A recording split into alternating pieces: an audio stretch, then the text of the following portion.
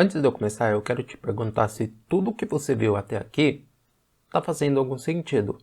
Você está conseguindo entender o conteúdo? Você acha que tudo que eu mostrei, os exemplos, o que eu faço, o que eu já fiz, realmente funciona? Eu estou te perguntando isso porque de nada adianta só assistir o vídeo e não entender o que está vendo. É por isso que eu sempre peço que busque raciocinar para entender o que está acontecendo e o que você está absorvendo de conhecimento. Um dos problemas que eu sempre busco evitar de colocar no meu conteúdo e de ficar igual são aqueles vídeos parecendo que tem uma apresentação de PowerPoint onde tem um monte de texto e a pessoa está explicando aquilo. Porque todo mundo sabe que esse tipo de conteúdo, é claro, não são todos os casos, tá? Mas em alguns casos, quando a pessoa não está tão interessada assim, ela acaba ficando com preguiça, cansada e assiste aquilo só por assistir ou porque precisa. Então tome cuidado com isso. É por isso que eu evito fazer esse tipo de apresentação de conteúdo. Eu sempre coloco mais números, gráficos e eu mesmo prefiro falar ao invés de sempre colocar um monte de texto. Porque eu quero que você pense, não que você apenas veja. Bom, vamos lá. Aqui eu vou agora explicar como que vai funcionar a distribuição da renda. Por que eu estou falando isso? Na próxima aula vamos começar a utilizar a ferramenta e vai chegar na parte prática. E na ferramenta você vai ver que tem as categorias. E lá nas categorias tem uma parte do cartão de crédito, da renda, da despesa e tudo mais. Quando você começar a preencher, você vai ficar com algumas dúvidas e é aqui que eu vou responder essas dúvidas. Para começar, eu quero que você entenda o seguinte: caso, se for a sua situação, você tem a dívida e você negociou ela, o processo que eu venho mostrando vai ser totalmente diferente. Primeiro você vai receber, depois pagar e por fim gastar. Isso porque quando você tem uma dívida não é possível reservar. É claro, tem alguns casos que mas daqui a pouco eu vou explicar isso. O ponto é, se você negociou uma dívida, essa dívida ela vai se tornar provavelmente uma despesa fixa se você parcelou. E como você vai pagar todo aquele valor todo mês até o final das parcelas, o valor total da despesa fixa vai ser muito grande. E provavelmente o valor final para gastos será muito menor e até mesmo para reserva. E como para gasto vai ser muito menor, simplesmente só vai dar para distribuir nessas três categorias. Simplesmente só vai dar para poder distribuir na despesa fixa e gasto, não na reserva. Voltando no exemplo, perceba, R$2.000. Aí eu tenho 1.800 de despesa fixa, contando com a dívida, achar que ela está incluída aí. Vai me sobrar R$200. E esses R$200 é para o mês inteiro. Aí você pensa, R$200 para o mês inteiro é complicado, apesar que tem muitas pessoas que passam o mês com muito menos. É claro, nesse caso estou falando dos gastos. Aí pega 100 para gastar, deixa 100 na conta, caso aconteça algum imprevisto.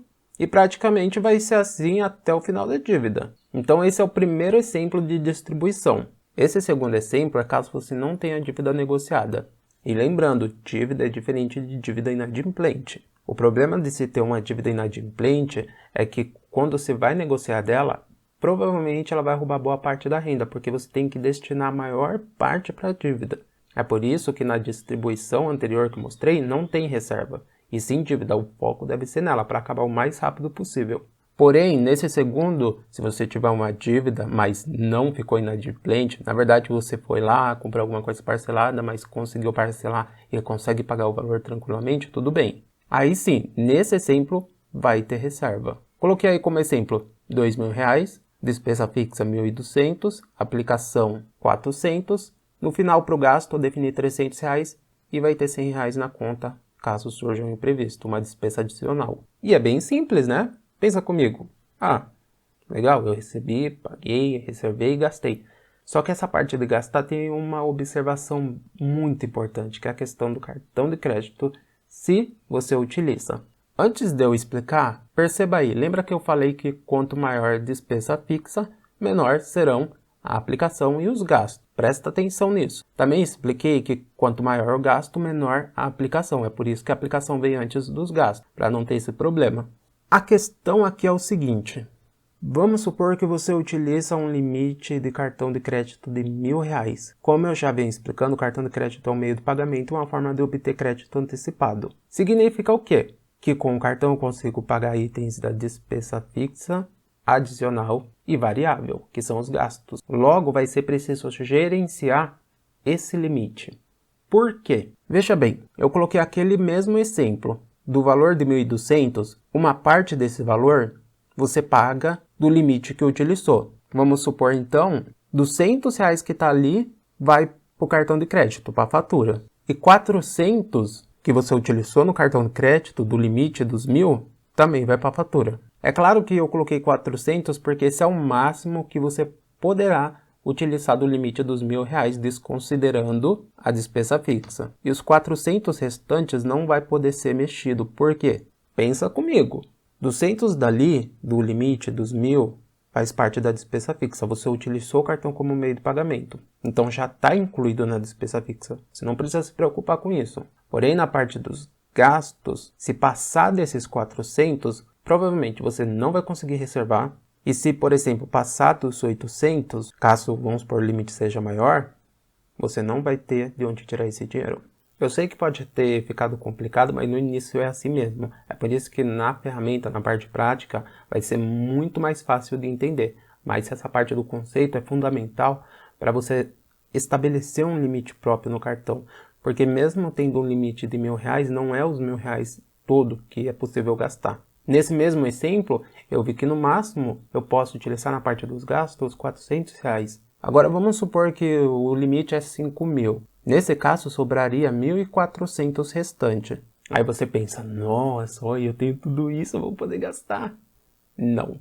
Você pode usar para fazer aquisições de produtos de alto valor e parcelar. É por isso que eu falei, é um meio de pagamento. Você consegue ver que consegue pagar os 3 itens aí de despesa, mas também é uma forma de antecipar o que você deseja através do crédito.